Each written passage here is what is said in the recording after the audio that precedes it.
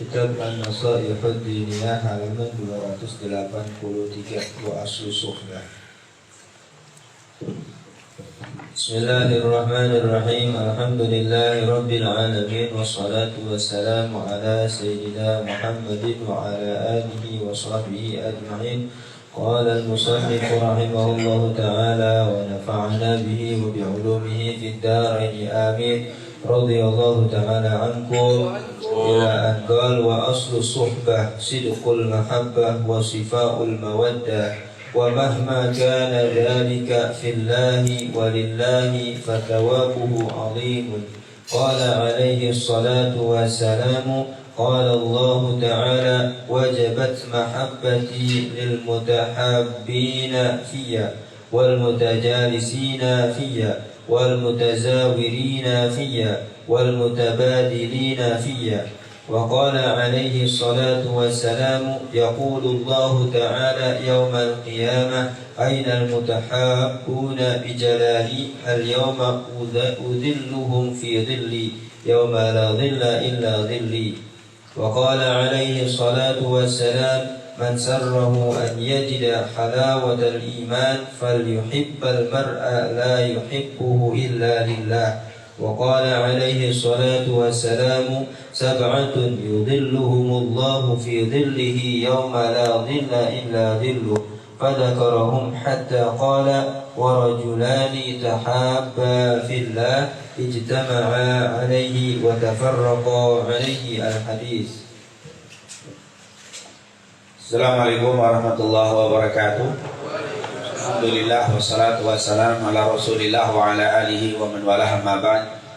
Segala puja dan puji kepada Allah, salawat serta salam kepada Nabi Muhammad sallallahu alaihi wasallam, para keluarga, sahabat, tabi'in serta seluruh umatnya selalu beristiqamah mengikuti sunnah-sunnahnya hingga yaumul qiyamah. Alhamdulillah, di pagi hari ini kembali kita dapat berkumpul di tempat yang insyaallah dipenuhi dengan rahmat serta berkah dari Allah Subhanahu wa taala untuk bersama-sama bersilaturahim dan juga mempelajari syariat Rasul sallallahu alaihi wasallam. Semoga apa yang kita lakukan ini menjadi salah satu sebab dikabulkan semua hajat kita, dimudahkan segala urusan kita, diangkat segala kesulitan kita semuanya. Amin ya rabbal alamin.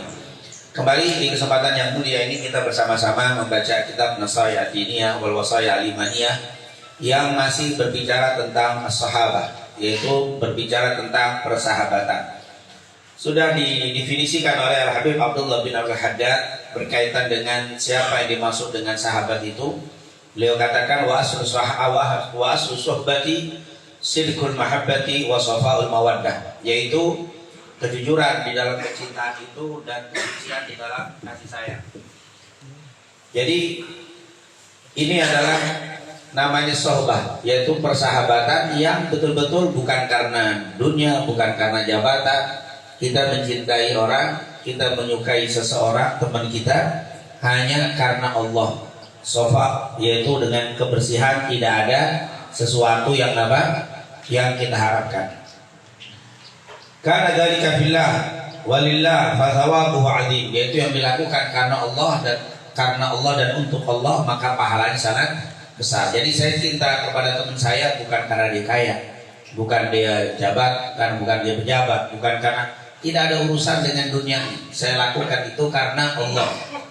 Karena Allah dan untuk Allah, maka persahabatan itu akan mendapatkan pahala yang sangat besar. Itu sudah kita bahas pada pertemuan yang lalu. Kemudian Al-Habib Abdullah bin Al-Haddad menukil beberapa dalil tentang pentingnya menjaga persahabatan. Di antaranya qala alaihi assalatu wassalam, telah berkata Rasulullah sallallahu alaihi wasallam, qala Allah taala, Allah berfirman. Ini berarti hadis qudsi. Jadi kalau Rasulullah berkata, Allah berfirman, berarti menunjukkan hadis qudsi. Wajabat mahabbati lil mutahabbina fiyya, wajib kecintaanku bagi mereka yang cinta atau saling bercinta karena aku. Jadi kata Allah, wajib aku cintai. Di sini wajabat mahabbati, wajib mendapatkan kecintaan aku orang-orang yang saling bercinta karena aku.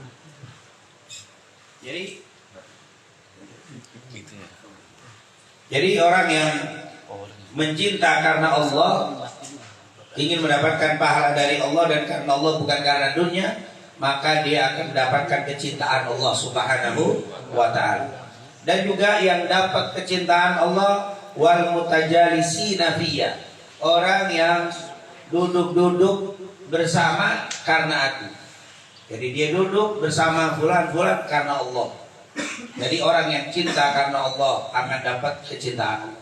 Orang yang duduk dengan orang-orang yang ingin berbicara dan berkaitan dengan Allah, jadi dia duduknya itu bukan karena yang lain. Saya datang di sini kumpul bukan karena pengen dapat harta, bukan karena pengen jabatan dan seterusnya, karena Allah.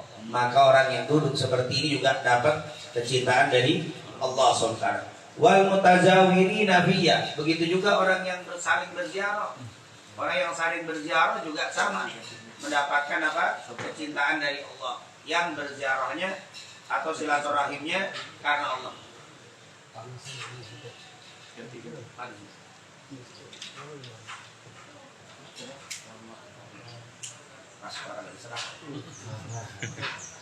Iya, jadi orang yang bercinta karena Allah, dia akan dapat cintanya Allah. Orang yang duduk-duduk bersama karena Allah juga akan mendapatkan kecintaan Allah. Dan orang-orang yang saling berziarah, saling berkunjung juga dapat kecintaan Allah. Wal mutabadilina, orang yang saling merendahkan hati. Mutabadil dari al-badl, yaitu apa? Tabadul, yaitu saling merendahkan, saling tawadhu karena Allah, juga akan mendapatkan cintanya Allah Subhanahu wa taala. Intinya kita jangan pernah mencari sahabat kecuali persahabatan itu hanya untuk Allah dan karena Allah. Nanti disebutkan bagaimana itu persahabatan yang karena Allah dan untuk Allah, disebutkan nanti oleh Al-Haddad. Wa qala alaihi salatu wassalam, dan Rasulullah juga bersabda, yaqulullah ta'ala yaumil qiyamah, Allah berfirman nanti di hari kiamat. Ini sama, masih hadis qudsi, ainal mutahabbuna bi jalali, mana orang-orang yang saling cinta karena keagunganku, karena kemuliaanku. Al-yawma udhilluhum fi dhilli, hari ini aku akan berikan naungan kepada mereka fi dhilli, di naunganku. Yauma la dhilla illa dhilli, di hari yang tidak ada naungan kecuali naunganku. Ini nanti tentunya berdasarkan hadis yang sering kita dengar, sab'atun yudhilluhumullah yauma la dhilla illa dhillu. Wa qala alaihi salatu wassalam, man sarrahu an yajida halawatal imani, siapa yang pengen mau mendapatkan rasa manisnya iman, falyuhibbal mar'a la yuhibbuhu illa lillah, hendaklah dia mencintai seseorang, tidak dia mencintainya kecuali karena Allah Subhanahu wa taala. Wa qala alaihi salatu wassalam, sab'atun yudhilluhumullah fi dhillihi yauma la dhilla illa dhillu, ada 7 golongan yang nanti akan dapat naungan di hari yang tidak ada naungan kecuali naungan Allah Subhanahu wa taala. Fadzakarahum, lalu Nabi menyebutkan siapa saja itu yang 7 orang atau 7 golongan tadi. Di antara mereka qala wa rajulani tahabba fillah ijtama'a alaihi wa tafarraqa alaihi, dan 2 orang yang saling mencinta karena Allah, mereka berkumpul dan mereka berpisah karena Allah. Itu adalah orang-orang yang mendapatkan naungan di hari yang tidak ada naungan kecuali naungan Allah. Orang yang bersahabat karena Allah, duduknya mungkin kalau bahasa kampung keramat majelasnya karena Allah. Majelasnya bukan karena ini majelis sama majelis sama, ini hitungannya mungkin bahasa ini aja, bahasa harian kita ini. Majelisnya karena Allah, bukan karena tapi anak pengen ngopi. Itu ngopi itu mah bukan tujuan utama. Ngopi emang biar lebih lamaan majelisnya. Jadi duduknya itu kumpulnya karena Allah. Dia berpisah pun karena Allah. Dalam artian apa? Dia tidak, tujuannya bukan untuk mencari dunia, bukan untuk mencari jabatan, tapi betul-betul karena Allah Subhanahu wa taala. Karena Allah sini nanti bisa dijelaskan untuk meningkatkan iman, untuk menghindarkan maksiat, itu juga karena Allah. Untuk menghibur atau memberikan rasa, menghilangkan kesumpekan, kesulitan saudaranya, majelisnya itu juga karena Allah. Kenapa kamu duduk sini? Saya pengen, kesian dia lagi sedih, saya pengen duduk sini biar diangkat, biar hilang kesulitannya, biar hilang kesedihan. Saya datang ke sini untuk menghibur, itu juga karena Allah. Kenapa kamu menghibur? Karena Allah, kesian. Nah, itu. Kenapa kamu menghibur? Ya biar dapat fulus, itu lain. Jadi semuanya karena Allah. Jadi karena Allah itu bukan hanya taklim, bukan hanya membacakan ayat hadis, bukan begitu. Duduknya itu semuanya sesuai dengan perintah Allah, sesuai dengan syariat. Begitu juga duduk di majelis, di perkumpulan yang di situ tidak dibicarakan riba, tidak fitnah, tidak. Nah, itu termasuk karena Allah. Tapi kalau saya karena Allah tapi ngomongin orang, itu bukan bukan, nggak mungkin Allah cinta gara-gara di majelis itu karena saling membicarakan aib orang, bukan.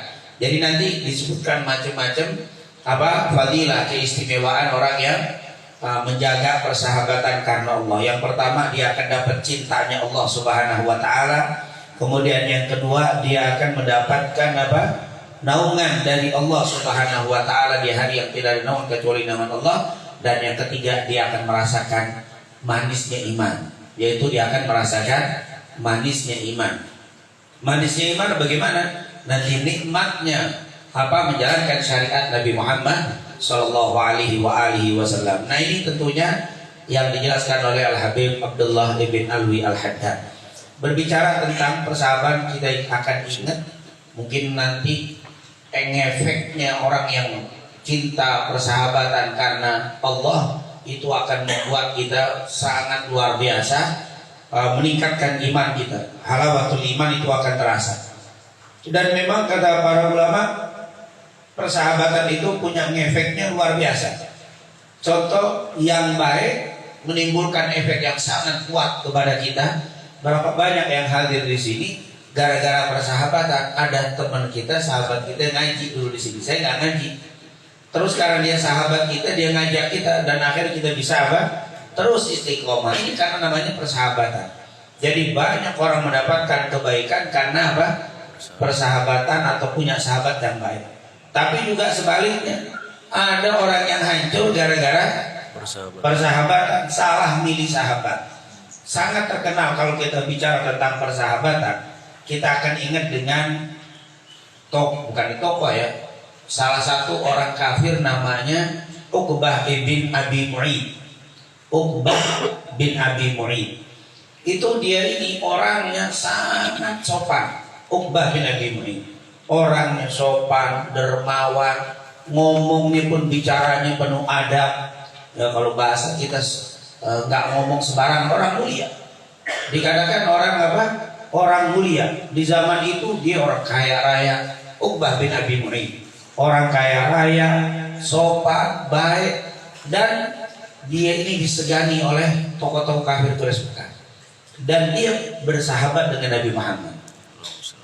Dia punya sahabat sebelum masuk Islam, dia sebelum dakwah, sebelum dapat risalah Rasulullah, sebelum jadi nabi, dia udah sahabat dengan Nabi. Dan dia juga punya sahabat satu lagi namanya Ubay bin Khalaf. Ubay bin Khalaf ini tokoh kafir Quraisy Mekah. Jadi dua sahabat dia dekat dengan Nabi Muhammad, dekat juga dengan Ubay bin Khalaf. Dan ini orang dermawan. Ini Uqbah bin Abi Mu'id. Sekali waktu dia itu selalu kalau habis mengadakan perdagangan, mengadakan perjalanan dagang yang keluar Mekah, pulang selalu manggil tokoh-tokoh kafir Mekah ngajak makan. Jadi dia walimah namanya, bukan walimah safar, sama walimah habis selesai safar, habis pergi perjalanan, habis dagang, undang. Sekali waktu setelah Rasulullah SAW dapat wahyu, sudah menjadi nabi, dia habis pulang dagang sukses. Dia panggil tokoh-tokoh kafir Quraisy Mekah untuk makan, dibikin walimah, maduba yang sangat luar biasa, makanan pesta yang sangat besar. Lalu dipanggil Nabi Muhammad sebagai sahabat, dipanggil juga Ubay bin Khalaf. Tapi Ubay bin Khalaf nggak datang waktu itu, nggak hadir di perjamuan tadi. Rasulullah datang. Dia bilang dia belum beriman, tapi tetap dia bersahabatan dengan Rasul. Silakan makan, wahai Muhammad. Semua kafir Quraisy wahai tokoh-tokoh Quraisy, makan, mulai. Nabi Muhammad sebagai sahabat yang paling dekat sama dia, dimulai dari Nabi Muhammad. Nabi Muhammad nggak mau makan. Dia bilang, saya tidak mau makan, wahai Uqbah bin Abi Mu'id, sebagai sahabat yang setia, kecuali engkau syahadat dulu. Karena sudah dapat risalah, sudah jadi nabi. Engkau ucapkan syahadat, aku makan. Sementara yang lain nggak mau makan karena yang paling dekat dengan Uqbah adalah Rasul. Uqbah dengan lancarnya, asyhadu an la ilaha illallah wa annaka Rasulullah. Refleks dia mengucapkan kalimat itu sebagai sahabat, maka langsung Rasulullah makan dan gembiralah mereka semua makan. Masuk Islam karena persahabatan. Pulang Nabi Muhammad SAW. Nggak lama dia pulang, datang Uqbah Ubay bin Khalaf ini. Ini sahibnya yang satu lagi, yang akrab juga sama dia. Aku dengar engkau mengucapkan 2 kalimat syahadat, kata Ubay bin Khalaf. Iya. Uqbah bin Abi Mu'id dibilang, saya sudah mengucapkan itu di depan Muhammad SAW. Kenapa mengucapkan itu? Ya sebagai persahabatan, sebagai sahabat. Ini pengaruhnya gede dengan sahabat. Saya ucapkan itu. Kalau nggak dia nggak mau makan. Dan semuanya kalau lain nggak mau makan. Sementara dia sahabat yang paling dekat semua. Selain kau wahai Ubay bin Khalaf. Apa Ubay bin Khalaf bilang? Wallahi, saya tidak akan pernah datang ke rumahmu lagi Saya tidak akan pernah mau makan makananmu lagi. Bahkan saya tidak mau ketemu dengan mukamu lagi. Kalau engkau tidak datang ke Muhammad dan kau ludahi Nabi Muhammad. Ludahi mukanya. Baru aku mau. Sebagai balasan kau mengucapkan 2 kalimat syahadat. Namanya sahabat. Goyang juga di siapa? Uqbah bin Abi Mu'ayth. Akhirnya keluar dia dari rumahnya. Ketemu Nabi Muhammad. Di depan Nabi Muhammad diludahi Nabi Muhammad sama Uqbah bin Abi Mu'ayth. Ini pengaruh sahabat apa? Luar biasa. Karena Ubay bin Khalaf ini sahabat yang buruk, yang ini sahabat yang baik. Ternyata sahabat buruk lebih apa? Lebih kuat pengaruhnya. Dia ludahi Nabi Muhammad. Pas dia ludahi, itu ludah ada yang ke Rasul, tapi ada yang kena angin ke mukanya dia juga. Jadi mungkin lagi marah kali apa?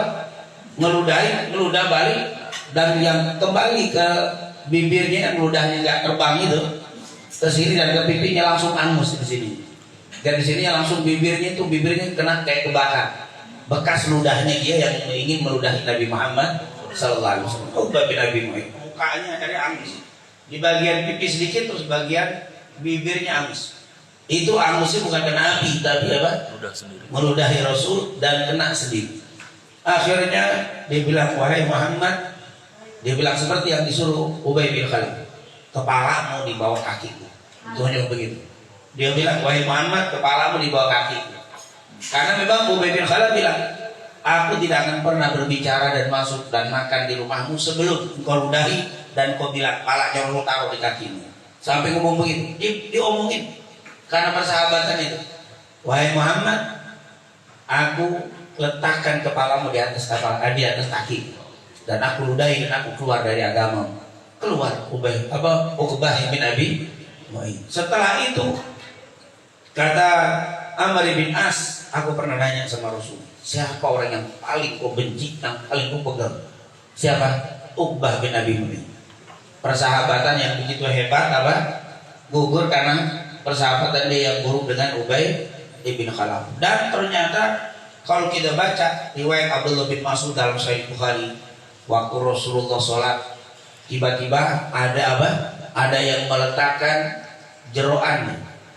Jeroan kalau kita habis motong, kalau di sini kan kalau jeroan diolah jadi apa? Jadi soto, babat, jadi macam-macam. Di sana zaman itu jeroan itu dibuat. Itu jeroan diambil, ditaruh di pundaknya Rasul lagi sujud. Siapa yang menaruh? Waktu itu Rasul lagi sholat di dekat Ka'bah.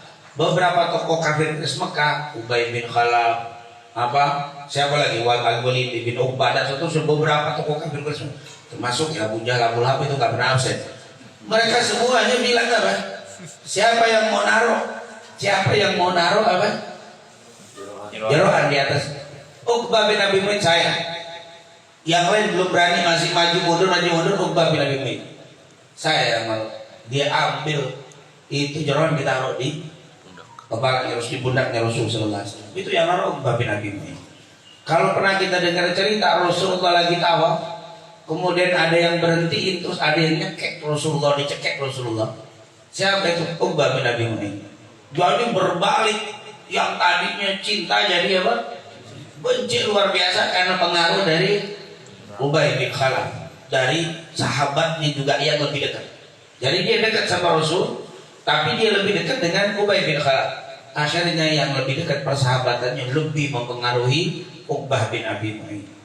Sampai setiap ada kejadian besar, itu kalau kasus nyekek Nabi itu ketemu Abu Bakar, akhirnya Abu Bakar mukul Uqbah bin Abi Mu'ayth, dipukul sama Abu Bakar. Waktu dipukul, tokoh kafir Mekah melihat begitu, akhirnya dipukulin Abu Bakar sampai katanya hidung sama mulutnya itu ketutup darah Abu Bakar Siddiq. Gara-gara belain Rasul, gara-gara si Uqbah bin Abi Mu'ayth. Ini biangnya. Wah, kata Rasul, Uqbah bin Abi Mu'ayth ini keterlaluan. Semua biang-biang kejadian untuk Rasul yang besar Uqbah itu sahabat dulunya. Tapi sahabat ini ada lagi sahabat di belakangnya yang lebih dekat, yaitu Ubay bin Khalaf. Ini pengaruh sahabat luar biasa. Dan akhirnya Rasulullah melihat buntu segala kekerasan itu selalu Uqbah bin Abi Mu'ayth yang di depannya. Nah ini ternyata Rasulullah sering bilang ahbib habibaka hubbamma asa yakuna baghidaka yaumamma. Cintailah kekasihmu, sahabatmu sedang-sedang aja, jangan kelebihan. Kadang-kadang kalau berbalik jadi musuh, megelinnya super.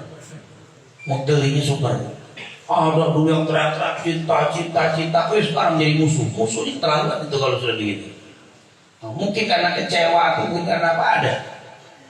Sering kejadian. Makanya jangan kaget kalau yang misalkan pembenci ahlul bait, mesti dulunya ada sesuatu itu dia, Pak.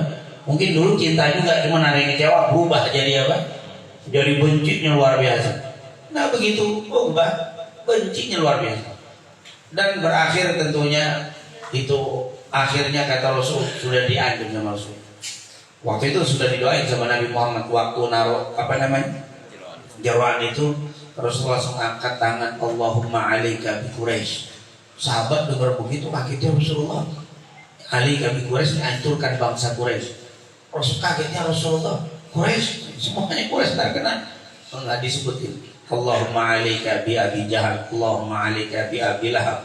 Di antaranya Allahumma alaika bi Uqbah bin Abi Mu'ayth. Itu sudah disumpahin sama Nabi Muhammad. Terus saat Rasulullah sebelum hijrah ke Madinah, Rasulullah ketemu dengan Uqbah bin Abi Mu'ayth. Engkau nanti akan aku bunuh dengan pedangku. Begitu Rasulullah sama Uqbah. Uqbah itu langsung apa? Takut juga diancam sama Nabi. Aku akan bunuh kau dengan pedangku sendiri, kata Rasul. Selesai pula pikiran dia Uqbah bin Abi Mu'ayth. Karena dia tahu kalau Rasulullah ngomong itu apa? Benar. Dan dia tahu dia zalim.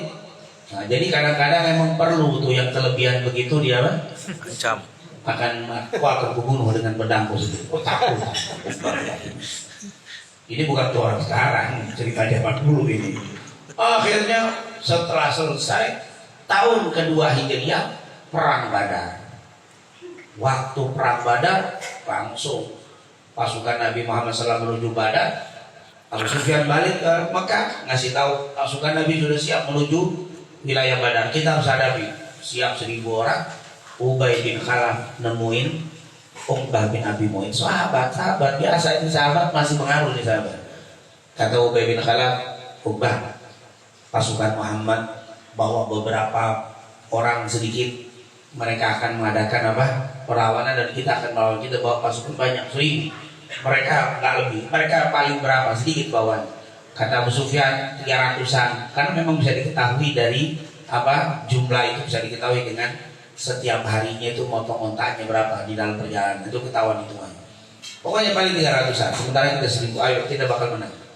Ubah ketakutan, ngasih ngebalik. Saya nggak mau ikut perang nanti. Oh nanti pernah ngancam, saya akan bunuh dengan pedangmu. Aku ingat, aku nggak berani keluar. Aku nggak mau. Wallah yang nggak mau keluar. Wallah yang nggak mau keluar. Kata Ubay bin Khalaf, jangan khawatir. Aku sudah siapkan kuda atau apa namanya, onta, kendaraan yang paling cepat. Nanti kalau sampai pasukan Badar kita kalah, antum lari duluan, nggak bakal kena. Enggak, saya nggak berani. Saya takut dengan apa? Rasulullah SAW. Katanya, aku yang jamin. Aku siapkan pasukan khusus untuk mengawal kamu. Sehingga nanti kalau sampai terkepung, yang lain biar dikorbankan diri, kamu lari. Karena bujukan sohib, berangkat lagi. Oh gitu. Ya akhir aja udah apa? Berangkat. Ini sohib pengaruhnya gede, hati-hati. Melawan Rasul, akhirnya keluar dia. Benar di perang Badar kan kita tahu pasukan kocar kacir, pasukan Mekah 70 mati. Salah satunya Uqbah bin Abi Mu'ayth. Waktu melihat pasukan kocar kacir dia lari. Diambil kudanya yang paling kencang itu, dia lari. Pas mau lari, tiba-tiba kaki kudanya apa? Kepleset kuda? Kesandung. Oh, jatuh dia. Pas jatuh ditangkap sama sahabat, dibawa ke Rasulullah SAW. Dia bilang termasuk dari tawanan 70 Uqbah bin Abi Mu'ayth. Kata Rasul, ayo Uqbah, ingat dengan aku. Kata Rasul, yang sudah aku katakan kau akan mati di pedangku. Wahai Muhammad, apakah kau tidak berlaku adil? Dia berlaku adil lagi. Masa tawanan yang lain gak dibunuh, mau saya dibunuh? Sudah perlakukan saya dengan mereka. Kalau memang mereka dibunuh semua, bunuh aku. Tapi kalau mereka semua bisa ditebus, aku juga minta ditebus. Minta berapa akan aku tebus? Untukmu nggak ada tebusan. Untukmu akan mati. Wahai Muhammad, apa kau tidak tahu? Aku baru punya anak, dia. Saya baru punya anak dan anak saya masih belum bisa berdiri sendiri. Harus saya yang menjaga. Anakmu dan kamu benar, kata Rasulullah. Anakmu dan kamu di neraka. Bunuh. Dan akhirnya dibunuh. Satu-satu tawanan yang dibunuh oleh Nabi. Padahal sudah nyerah adalah siapa? Uqbah bin Abi Mu'ayth dibunuh dengan pedangnya Rasulullah SAW. Dan ternyata anaknya semuanya masuk neraka dan melawan Rasulullah SAW. Makanya sudah anakmu dan kamu neraka. Dan ternyata anaknya Uqbah bin Abi Mu'ayth semuanya masuk neraka dan tidak ada yang beriman. Subhanallah, itu yang diucapkan oleh. Kenapa? Karena bapaknya musuhin Nabi yang begitu besar, efeknya bukan ke bapak juga, tapi kepada anak turunannya. Hati-hati antum melakukan kebencian dengan Rasulullah SAW, bukan hanya untuk kita, nanti larinya ke anak antum. Saat ini antum mungkin dapat fulus, dapat jabatan, memusuhi orang-orang soleh. Jangan kira cukup sampai antum efeknya, nanti anak keturunan antum juga kena efeknya. Pikirkan anak keturunan, jangan pikirkan hanya diri. Begitu juga pencinta. Orang yang mencintai Rasul bukan hanya dirinya yang dapat faedah, tapi anak keturunan pun akan mendapatkan faedah daripada kecintaannya kepada Rasulullah Sallallahu Alaihi Wasallam. Kisah ceritanya sama, tanggalnya, tempatnya, orangnya berbeda. Itulah fungsi sejarah-sejarah yang disebutkan di dalam kitab-kitab para ulama. Maka mengambil dari pelajaran sejarah ini harus berhati-hati siapa orang yang kita cintai, siapa yang orang kita benci. Sungguh kata para ulama, tidak akan pernah berdosa orang salah mencinta, tapi orang itu akan berdosa kalau salah membenci. Saya cinta kepada teman saya si fulan, ternyata ahli maksiat, tetap saja saya dapat pahala karena kecintaan saya kepada fulan.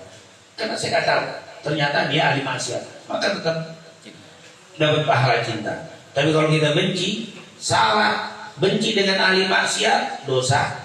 Benci dengan orang ahli ibadah, lebih lagi dosanya. Maka hati-hati berkaitan dengan mencari sahabat. Ini pengaruhnya sangat besar. Jadi pasti ulama kalau berbicara tentang persahabatan akan kembali kepada Uqbah bin Abi Mu'ayth yang punya dua sahabat. Satu sahabatnya Rasulullah, yang satu Ubay bin Khalaf. Dan itu bisa dibaca di dalam surat Al-Furqan.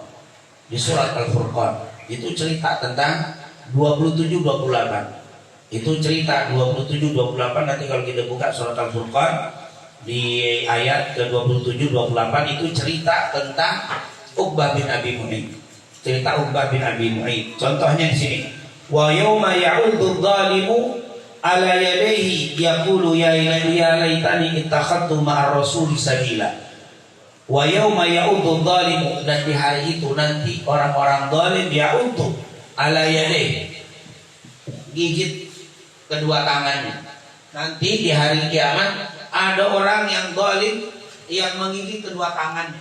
Itu maksudnya menggigit dua tangan menunjukkan nyesal. Makanya kalau kita lihat di film atau sinetron atau apa tuh, kalau orang lagi nyesel gigitin apa? Gigitin tangan itu. Nyesalnya itu luar biasa. Ada yang nyesel begini doang kan. Astagfirullah, begitu doang, itu masih dikit keselnya. Tapi kalau sampai gigit gigit jari, itu penyesalan yang luar biasa. Yauma ya'uddu dzalimu ala yadayhi. Di hari itu ada orang yang zalim, pakai al-zalim. Itu pakai alif lam. Maksudnya siapa? Uqbah bin Abi Mu'ayth. Orang yang zalim, bodoh dia. Padahal dia dulunya sudah Islam. Dia salah, dia ikutin apa? Makanya al-zalim, yauma ya'uddu dzalimu ala yadayhi. Nanti ada orang zalim, yaitu Uqbah bin Abi Mu'ayth, yang menggigit dua jarinya. Yaqulu, sambil berkata, ya laitani ittakhadtu ma'ar rasuli sabila. Ya Allah, coba dulu saya ngikuti jalan Nabi. Saya udah benar ngucapin syahadat, tapi ternyata saya ingkari. Ya laita, ya Allah, kalau bahasa kita penyesalan, ya laita. Ini adalah penyesalan yang tidak akan pernah datang kembali. Ada kalimat dalam syair, ya laita syababu yaudu yauman. Wahai seandainya masa muda kembali walaupun satu hari. Artinya tidak mungkin kembali. Penyesalan. Ya laitani lam attakhid fulanan khalila. Ya Allah, coba dulu saya tidak mengambil fulanan khalila. Siapa itu fulanan? Ubay bin Khalaf. Coba saya ngikutin jalannya Rasul, tidak mengambil fulan sebagai apa? Kekasihnya. Khalilah, fulanan disebutin. Karena kalau disebutin namanya Ubay bin Khalaf terlalu mulia namanya disebutin dalam apa? Dalam Al-Quran dihilangin dengan fulanan. Ya laitani mattakhadtu fulanan khalila. Ya Allah, coba saya nggak ambil fulan itu sebagai apa? Kekasihku. Nyesel ya. Siapa si zalim? Siapa si zalim ini? Uqbah bin Abi Mu'ayyid. Insyaallah kita betul-betul mendapatkan sahabat yang baik, dan semoga sahabat-sahabat kita ini selalu membawa pada kebaikan. Dan insyaallah orang-orang di sekitar kita yang saat ini berada dan juga yang ada di sekitar rumah kita, majelis kita, orang-orang yang baik semuanya. Amin ya rabbal alamin. Itulah mungkin yang bisa kita bahas. Mungkin ini nanti betul selanjutnya. Mungkin kalau ada yang nanya, sebelum ada iklan. Fatihah untuk anak suami sama Pak Solihun yang Pak Solihun. Ini Solihun yang Ustaz di sini.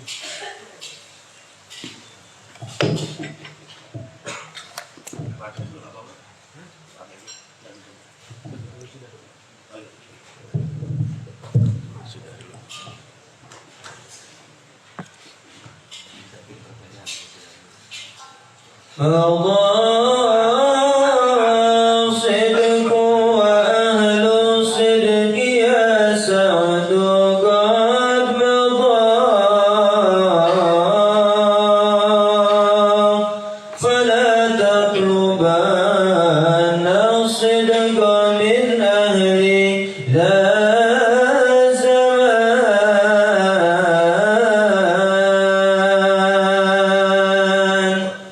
فليس لهم صدق ولا يعرفونه قد ارتبكوا في لجة البين والتردد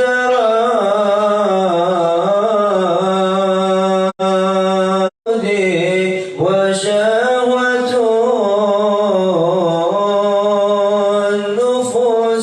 فقل يا رب عافي من الفتن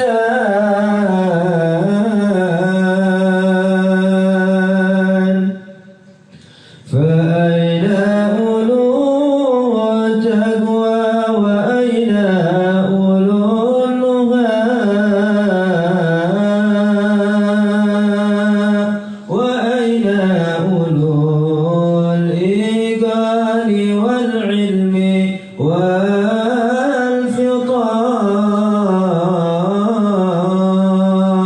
والفطان وأين الرجال المقتدى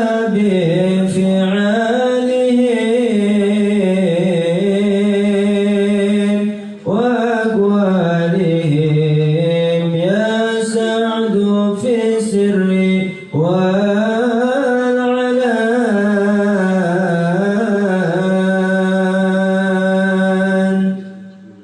أكلهم ماتوا أكلهم فنوا أم استتروا لما تعظمت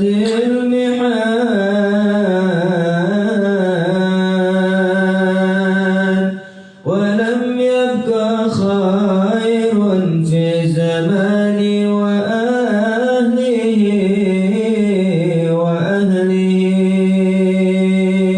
وقد هجروا القرآن والعلم والسنن فآه وآه كم بقلبي من أسى وكم لي وكم بي من غليل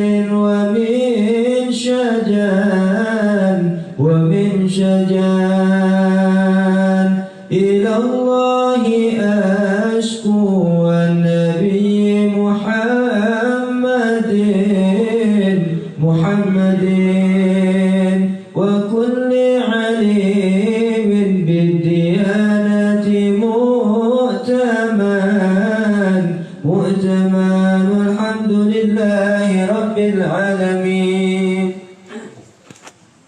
pengumuman dikarenakan minggu depan tanggal 6 kita insya Allah akan berangkat umrah. Jadi Jumat besok diliburkan dan tanggal 15 pun libur. Jadi insya Allah tanggal 22 kita mulai aktif belajar seperti biasa. Dimulai insya Allah dengan acara maulid, yaitu insya Allah perayaan maulid besok tanggal 22. Jadi tolong diumumkan juga dikasih tahu untuk jamaah yang hari ini nggak hadir. Pertama, kedua, insya Allah kita kirim Fatihah untuk guru kita juga yang insya Allah tanggal 6 berangkat umrah, dan besok juga Habib Abi bin Ahmad Segaf juga berangkat umrah. Kita kirim Fatihah biar mereka beliau kedua berangkat dalam keadaan sehat, Amin. dalam keadaan sehat dan pulang dalam keadaan sehat dan selamat. Amin. Al-Fatihah. Allah yafatul hujjat wa zuwar musafirin min muslimin fil barri wal bahri ajma'in. Allah yasirhum salama wa yurduhum ila awtanihim salimin ghalimin mahfuzin marzuqin fi khairin wa lutfin wa afiyah.